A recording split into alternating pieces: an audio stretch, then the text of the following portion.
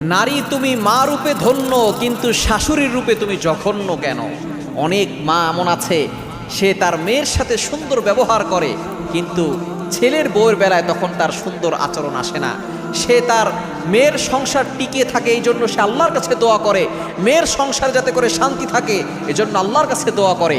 সেই মাই আবার যখন ছেলে বউ নিয়ে আসে, তখন ছেলে আর ছেলের বউর মাঝে বিচ্ছেদ ঘটানোর ফন্দি আটে।